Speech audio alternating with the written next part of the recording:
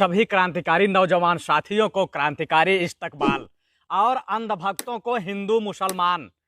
अंधभक्तों को हिंदू मुसलमान इसलिए कह रहे हैं कि उनको देश के अंदर दुनिया से मतलब नहीं है, सिर्फ उनको हिंदू और मुसलमान से मतलब है।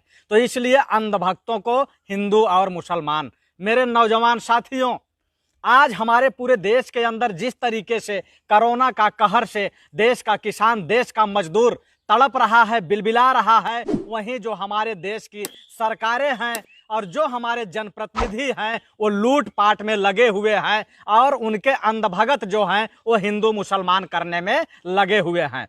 मेरे नौजवान साथियों, अभी तक जितने भी साथी देख रहे हैं, मैं सभी साथियों से आग्रह करूंगा कि जितने भी मीडिया चैनल के लोग हैं, ये बिकाऊ मीडिया चैनल, यह केवल सरकार की वाहवाही दिखाते हैं और आपकी बात, गरीबों की बात, किसानों की बात से इनका कोई लेना देना नहीं है। क्योंकि ये जो किसान होता है, जो मजदूर होता है, इनको कीड़ा मकोड़ा समझा जाता है।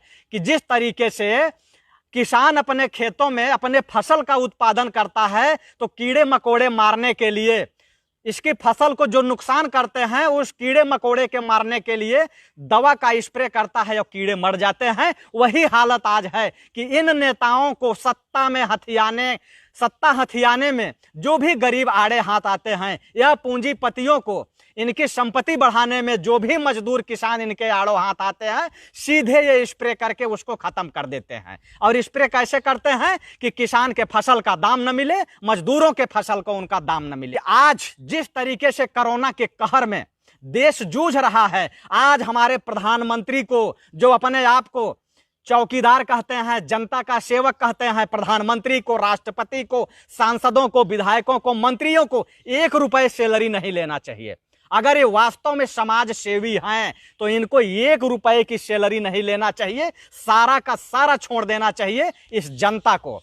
ये जो गरीब मजदूर जो सड़क पे भूख से तड़प रहे हैं, जो पैदल चल रहे हैं, इन लोगों के लिए छोड़ देना चाहिए कि ले जाओ तुम लोग, हम 5 साल की सैलरी नहीं लेते हैं, उसके बाद हम पेंशन लेंगे। यही लोग हैं ना कि जब चुनाव आता है तो ये लोग कई करोड़ रुपए खर्च करते हैं, खर्च करके चुनाव जीतने का काम करते हैं, लंगर चलवाते हैं, सब कुछ करते हैं। लेकिन आज इनकी लंगर कहाँ चली गई? लेकिन ये अपनी सैलरी छोड़ने के लिए तैयार नहीं है और कहेंगे हम देशभक्त हैं।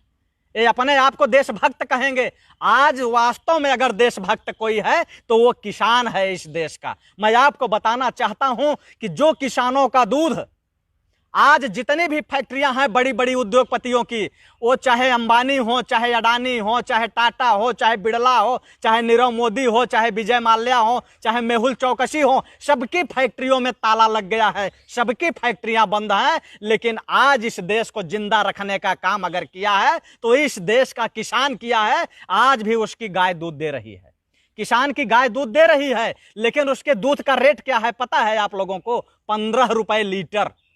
यहां से किसानों से 15 रुपए लीटर दूध उसका लिया जा रहा है। लेकिन यही दिल्ली में, यही मुंबई में, यही कलकत्ता में, यही महानगरों में कितने में बिक रहा है? 60 रुपए लीटर।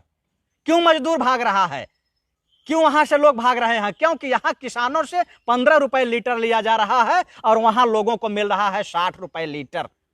अगर ये बात गलत हो तो आप लोग बताइएगा, 60 रुपए लीटर दूध मिल रहा है कि नहीं मिल रहा है? आज मैं आपको बता दूं कि जो किसानों की सब्जी है, वह किसानों की सब्जी आज जानते हैं आप क्या रेट है? किसानों की सब्जी आज 3 रुपए 2 रुपए किलो है। 300-200 रुपए क्विंटल मिल रहा है। उसको रेट जो मिल रहा है, अभी मंडी में करेला का रेट 3 रुपए में है और कद्दू, नेनुआ, ये सब जो है 2 रुपए में है।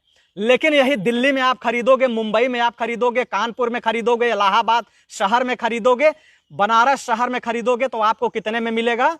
60 रुपए किलो। 60 रुपए किलो मिल रहा है। अगर नहीं मिल रहा हो तो आप लोग बताइए कि मैं गलत कह रहा हूं। लेकिन उसके बावजूद भी किसान चुप है। चुप इसलिए है कि हमें रेट मिले या ना मिले, लेकिन देश के लोग जिंदा रहें, देश के लोग जीवित रहें। और ये जो फर्जी राष्ट्रभक्त हैं, जो आप अगर इनसे सवाल पूछोगे तो कहेंगे पाकिस्तान चले जाओ, तुम पाकिस्तानी हो, तुम मुसलमान हो, तुम कांग्रेसी हो, ये इनका सवाल होता है। लेकिन आपको इनके सवाल से इसके जो है आपको कोई लेना देना नहीं है। सवाल से आप लोगों को कोई मतलब मत रखिए।